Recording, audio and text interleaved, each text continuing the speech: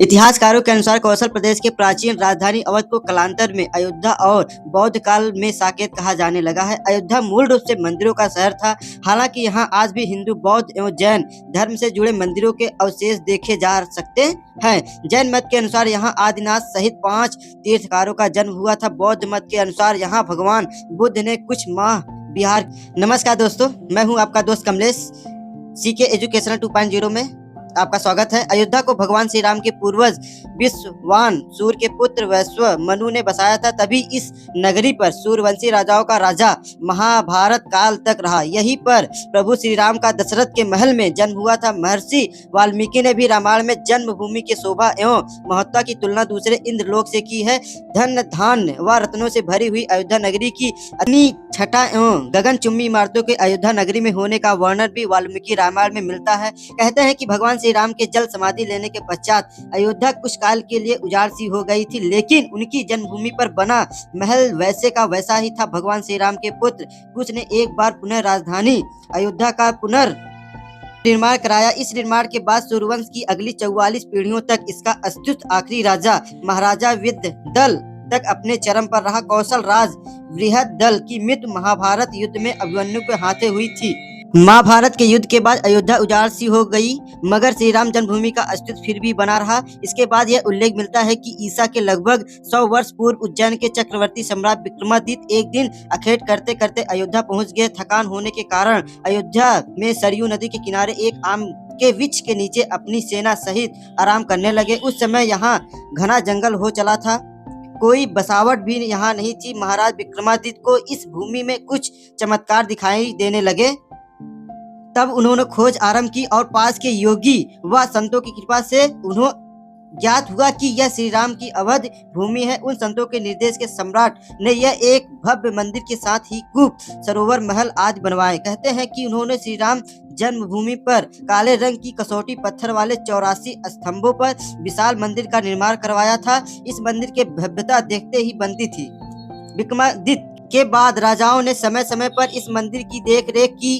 उन्हीं में से एक शुंग वंश के प्रथम शासक पुष्यमित्र का एक शिलालेख अयोध्या से प्राप्त हुआ था, जिसमें उसे सेनापति कहा गया तथा उसके द्वारा 2 अश्वमेध यज्ञों के किए जाने का वर्णन है। अनेक अभिलेखों से ज्ञात होता है कि गुप्त वंशी चंद्रगुप्त द्वितीय के समय और तत्पश्चात काफी समय तक अयोध्या गुप्त सम्राट की राजधानी थी। गुप्तकालीन महाकवि कालिदास ने अयोध्या का रघुवंश में कई बार उल्लेख किया है। इतिहासकारों के अनुसार 600 ईसा पूर्व अयोध्या में एक महत्वपूर्ण व्यापार केंद्र था।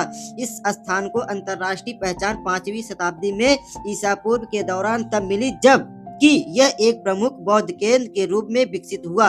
तब इसका नाम साकेत था। कहते हैं कि चीनी बिच्छू फा हियान ने यहाँ देखा कि कई बौद्ध मठों का रिकॉर्ड रखा गया है। यहाँ पर 7वीं शताब्दी में चीनी यात्री हेन सांग आया था। उसके अनुसार यहाँ 20 बौद्ध मंदिर थे तथा 3000 भिक्षु रहते थे और यहाँ हिंदुओं का एक प्रमुख और भव्य मंदिर भी था, जहाँ रोज हजारों की संख्या में लोग दर्शन करने आते थे। इसके बाद ईसा की 11वीं शताब्दी में कन्नौज नरेश जयचंद्र आया तो उसने मंदिर पर सम्राट विक्रमादित्य के प्रास्तिक शिलालेख को उजाड़ कर अपना नाम लिखवा दिया। पानीपत के युद्ध के बाद जयचंद्र का भी अंत हो गया। इसके बाद भारतवर्ष पर आक्रताओं का आक्रमण और बढ़ गया। आक्रमणकारी ने काशी मथुरा के साथ ही अयोध्या में भी लूटपाट की और पुजारियों की हत्या कर मूर्तियों तोड़कर क्रम जारी रखा। लेकिन 14वीं शताब्दी तक वे अयोध्या में राम मंदिर को तोड़ने में सफल नहीं हो पाए। विभिन्न आक्रमणों के बाद भी सभी झंझटों बातों को झेलते हुए श्री राम के जन्मभूमि पर बना भव्य मंदिर 14वीं शताब्दी तक बचा रहा। कहते हैं कि सिकंदर लोदी के शासनकाल के दौरान यहाँ मंदिर मौजूदा था। 14वीं शताब्दी में हिंदुस्तान पर मुगलों का अधिकार हो गया और उसके बाद ही राम जन्मभूमि एवं अयोध्या को नष्ट करने के लिए कई अभियान चलाए गए। अंततः 1527 से 1528 ईस्वी में इस भव्य मंदिर को तोड़ दिया गया। कहते हैं कि मुगल सम्राट के संस्थापक बाबर के एक सेनापति ने बिहार अभियान के समय अयोध्या में श्री राम के जन्म स्थान पर स्थित प्राचीन और भव्य मंदिर को तोड़कर एक मस्जिद बनवाई थी, जो 1992 तक विद्यमान रही।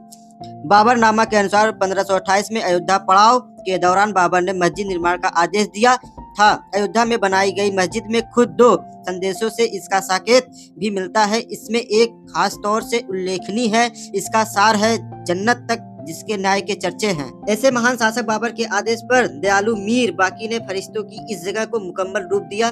हालांकि यह भी कहा जाता है कि अकबर और जहांगीर के शासनकाल में हिंदुओं को यह भूमि एक चबूतरे के रूप में सौंप दी गई थी, लेकिन कुर शासक औरंगजेब ने अपने पूर्वज बाबर के सपने को पूरा करते हुए जहाँ भव्य मस्जिद का निर्माण कराया उसका नाम बाबरी मस्जिद रख दिया था। आशा करते हैं दोस्तों आज का टॉपिक आपको बहुत अच्छा लगा होगा तो लाइक शेयर और सब्सक्राइब जरूर करिएगा। मिलते हैं किसी नेक्स्ट टॉपिक पे, तब तक के लिए नमस्कार।